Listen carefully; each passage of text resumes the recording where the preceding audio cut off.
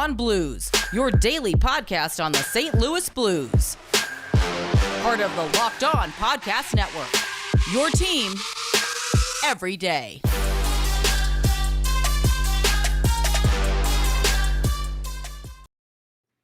Ladies and gentlemen, welcome back to another edition of the Locked On Blues podcast, part of the Locked On Podcast Network, your team every day. I'm Thomas Welch. And I'm Josh Hyman. We got a fun episode for you today. NHL hockey season starts tomorrow, Josh. At the time of this recording, the Blues start a little bit later, but there's a lot going on right now.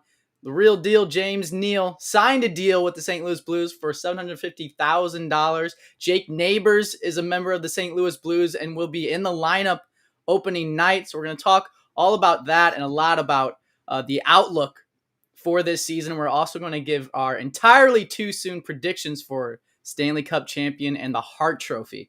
So without further ado, let's get into it. We've talked a little bit about it in episodes prior, Josh, but in what you've seen from James Neal and what you know about James Neal, what do you think he brings to the St. Louis Blues now being solidified as a member? The talk about him has been that he's dove right into the culture, fit right in. He's a veteran, so like Pat Maroon comparisons. I forget. Yeah, Pat Maroon comparison. Yeah. Those are big skates to fill. And that was Robert Bertuzzo said. They're not the exact same type of person, but they bring the same liveliness to the club. And like we talked about, the identity was something big that we touched on last season and going into this season. That could be a big part of it. So what do you think are some viable expectations for James Neal going into this season and being a member of the St. Louis Blues? That's kind of weird to say. James Neal, St. Louis Blue. Yeah, I mean, first of all, only half the story on the ice. He looks like a guy that scored a few hundred goals in his NHL career. Clearly a guy that's been there before, has seemingly terrorized us for the last decade every time he's been in a Central Division matchup there. But a guy that has hung around for a reason, a guy whose play style fits in pretty much any team, any line, depending on what you ask him to do. But probably more importantly, the impact that he can have on this team off the ice and in the locker room. Getting Pat Maroon comparisons is extremely high praise.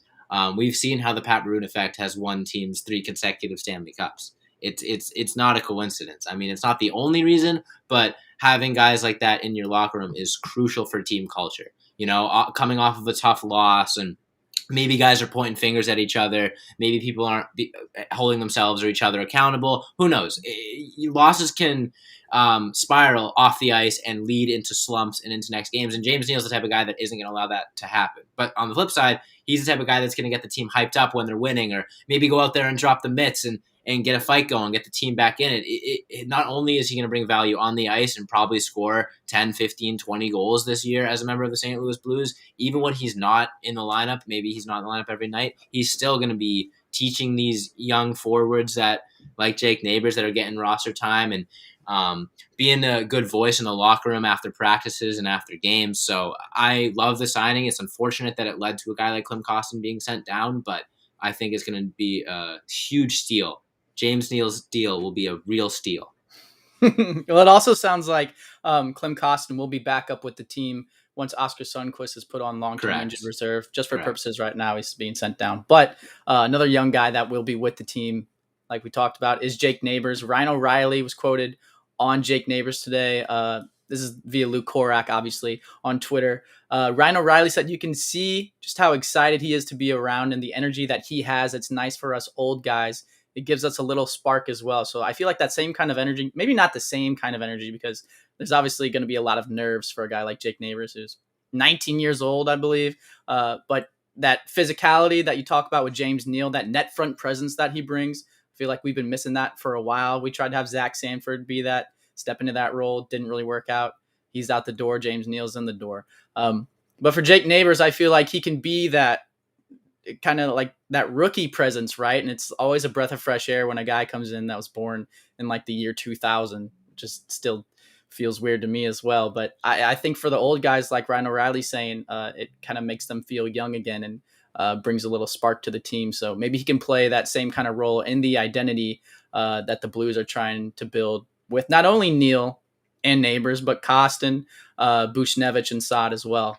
Yeah, I mean, I think just to my initial thoughts on the Jake Neighbors thing. Not that I haven't had the highest potential of him, since the day we drafted him and saw his family and all them celebrating. I'm like, oh, this kid's gonna be special. But I remember all of the comparisons and the talks on draft night and in the weeks following was that Jake Neighbors was more of a project pick.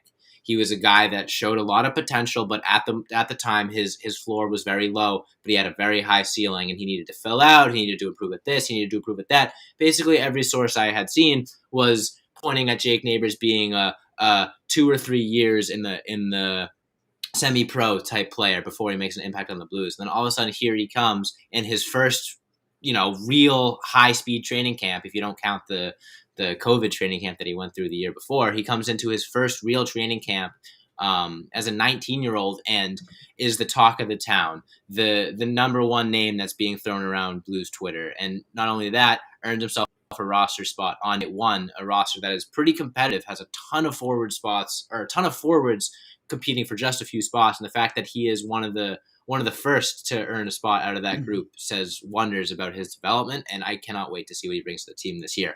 Dark horse Calder pick, without a doubt.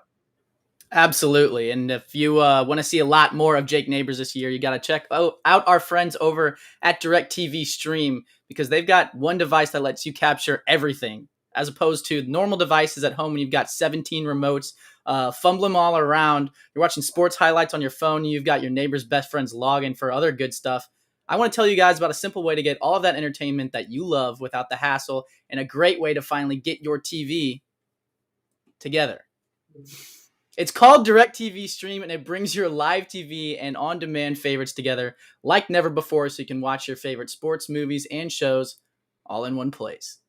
That means no more juggling remotes, no need to buy another device ever again, and the best part is there's no annual contract. So get rid of the clutter and the confusion and get your TV together with DirecTV Stream.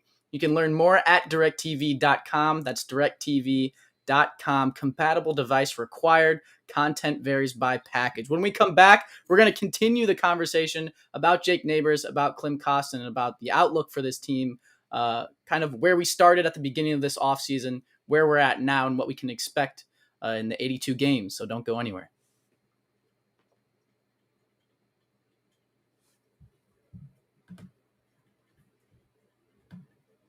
All right, Josh. So when we're talking about Jake Neighbors and Klim Kostin, right? Obviously, Klim Kostin has done a lot in the lower levels. He's been around the way a little bit longer than Jake Neighbors has. People had him higher up in the prospect rankings for a while. Obviously, winning the championship in the K helps that. I don't think he has anything left to prove at the lower level, so it makes sense that he's making the team. The comments from Craig Berube today makes it sound to me like Jake Neighbors has passed up Klim Kostin in terms of absolutely the prospect rankings. And so as much as that might be disappointing for people who are fans of Klim Kostin, I don't think that's a knock on Klim Kostin. I think that's a praise on Jake Neighbors. So if we're under the impression that Klim Kostin was ready for NHL playoffs play last season, because a lot of people wanted to see him go up against McKinnon and the Avalanche because we thought that physicality would work. Having Jake Neighbors rise up in the ranks this fast, especially in the approval of Craig Berube, who, if you guys remember, when Kyrou first came up, it didn't seem like Craig Berube was a big fan of his game, but they kind of figured out how to make it work. I think Jordan Kyrou became a lot more of a two-way guy and a lot more sound defensively, while also lighting up the score sheet offensively. And I think Jake Neighbors is exactly what we thought of him when we interviewed him right after he got drafted. So if you haven't watched that episode, go check it out. I apologize for the audio in advance.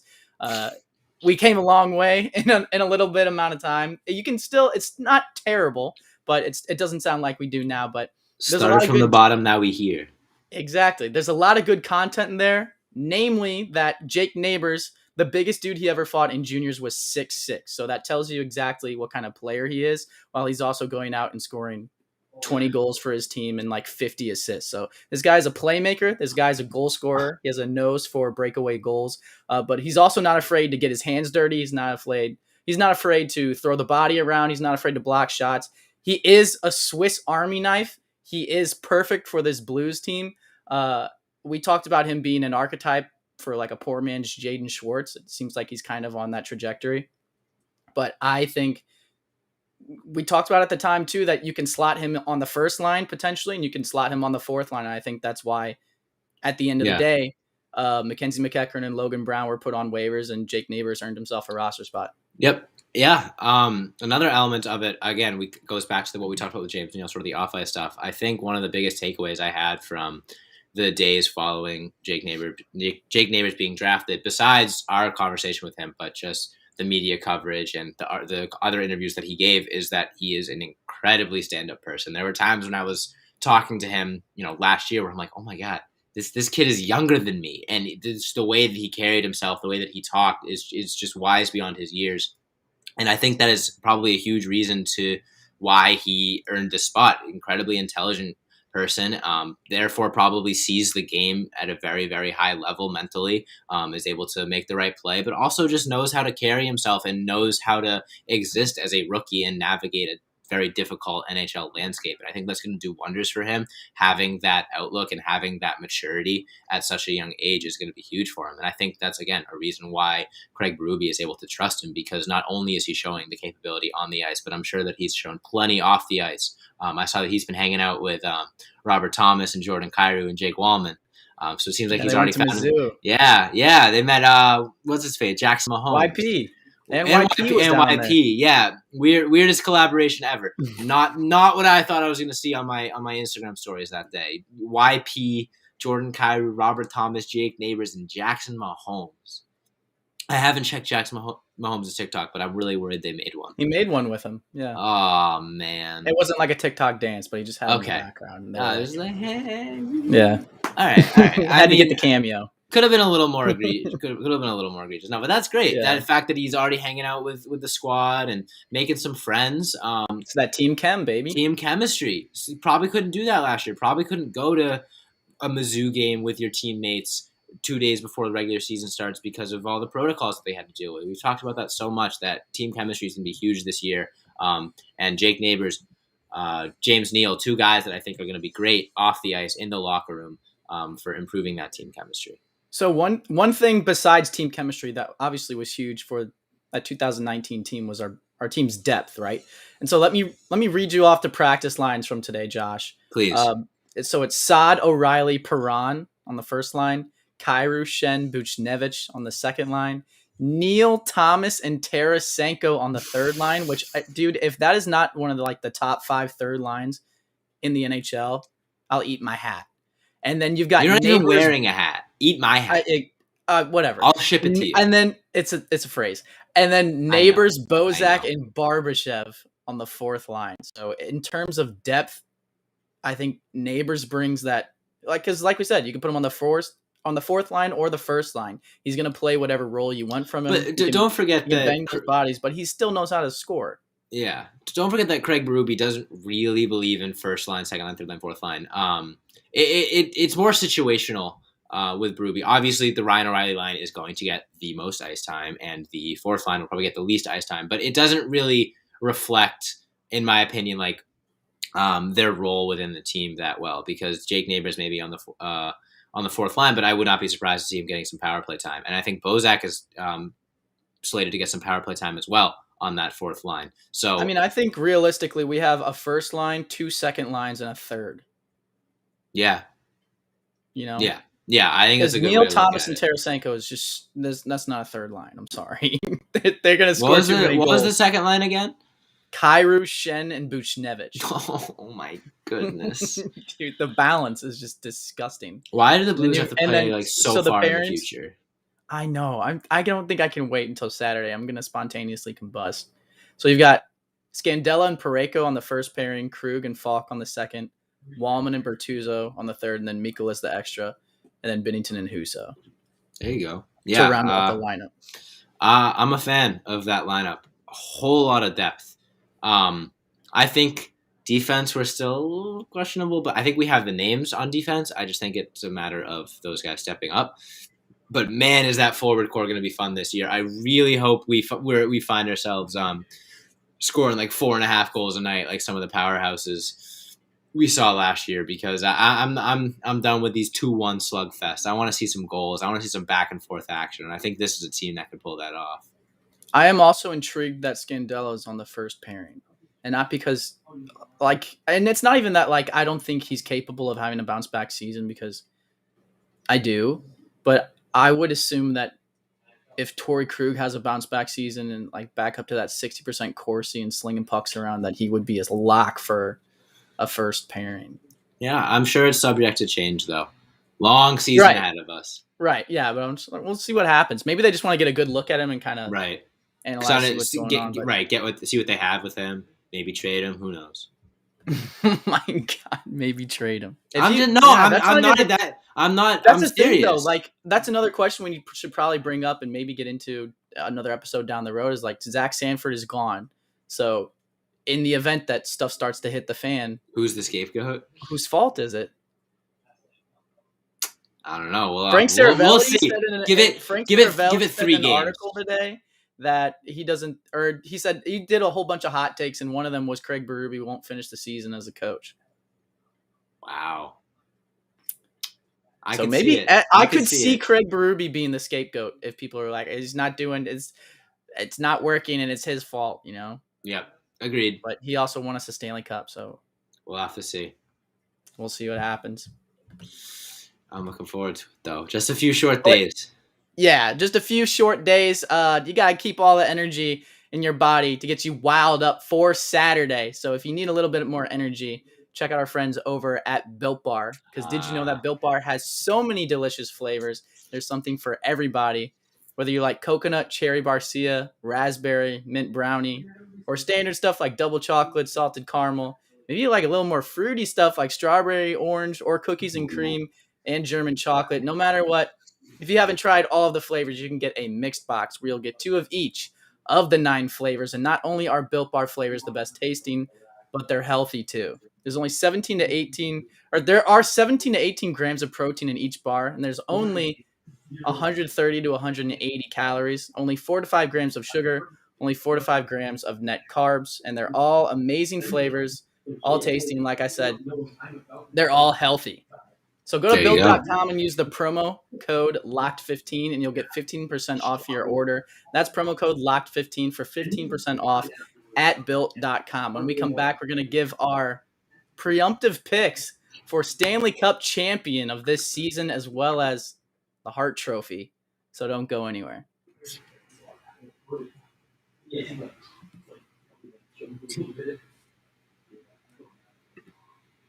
All right, Josh. Yes, sir.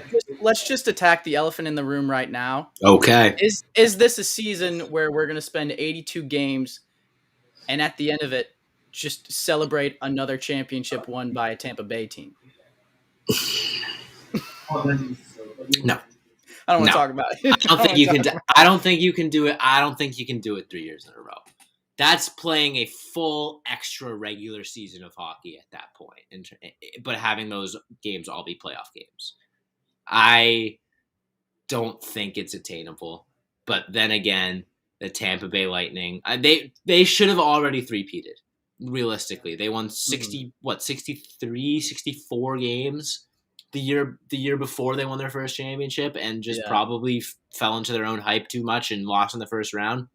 There's a very realistic scenario where they have already three-peated. So maybe, but I also think that there are a lot of teams that have gotten a lot better this offseason besides just the St. Louis Blues. I think the Colorado Avalanche are going to be even more terrifying.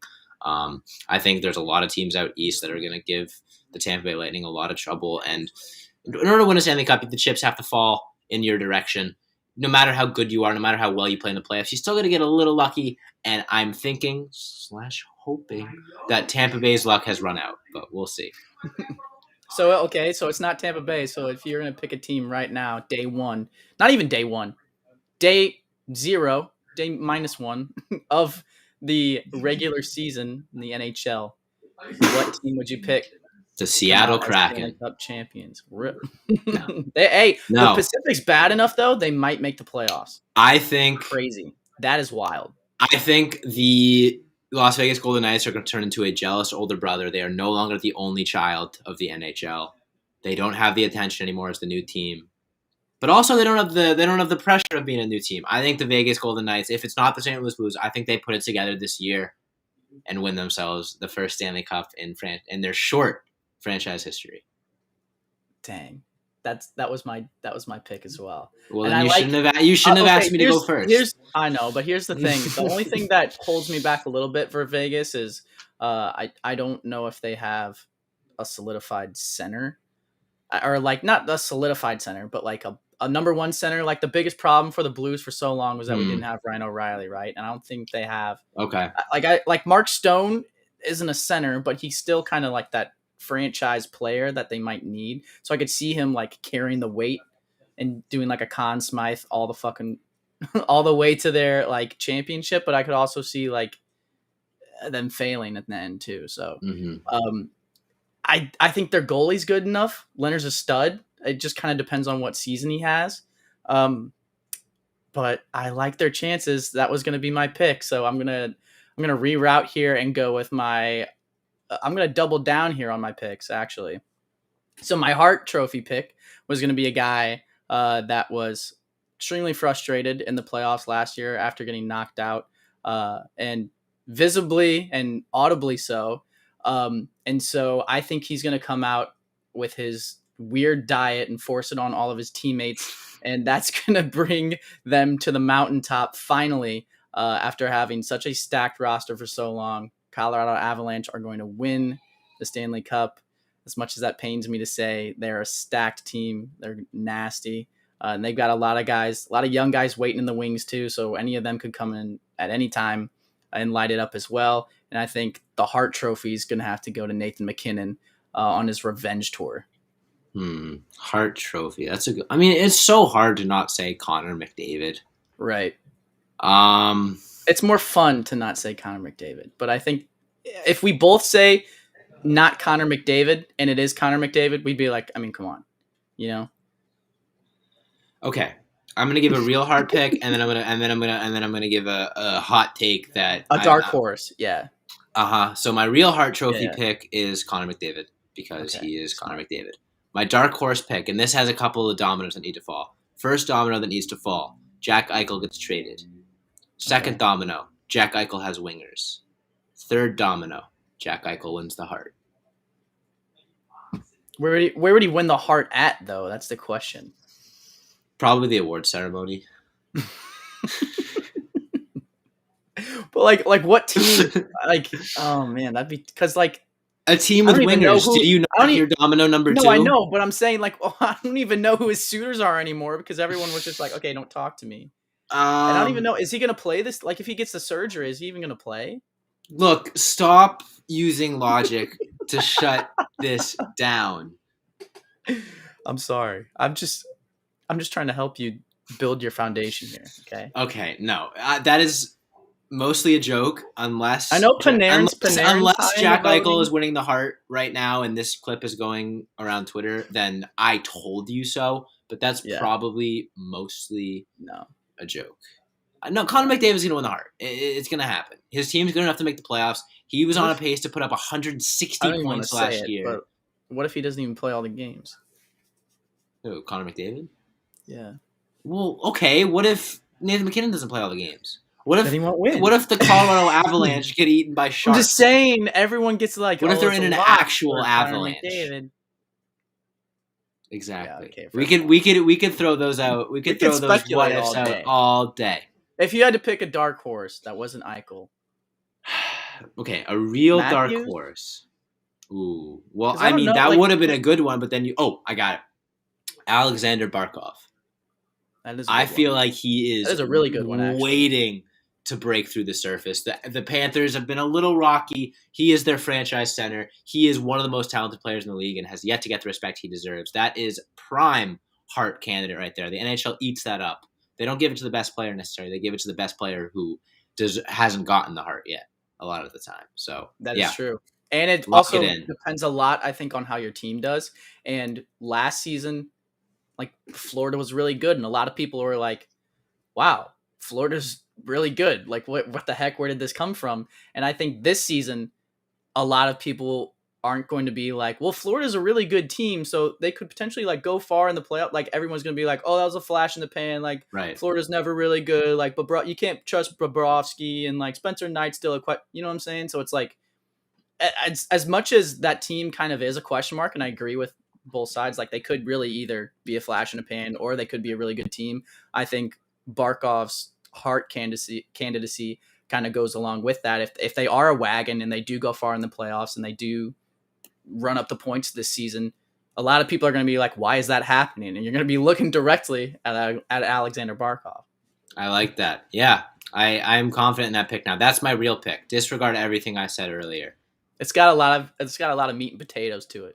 Great supporting points. Well done, Josh. Thank you. I had a conflict, a resolution, a wrap up. That was a great conversation.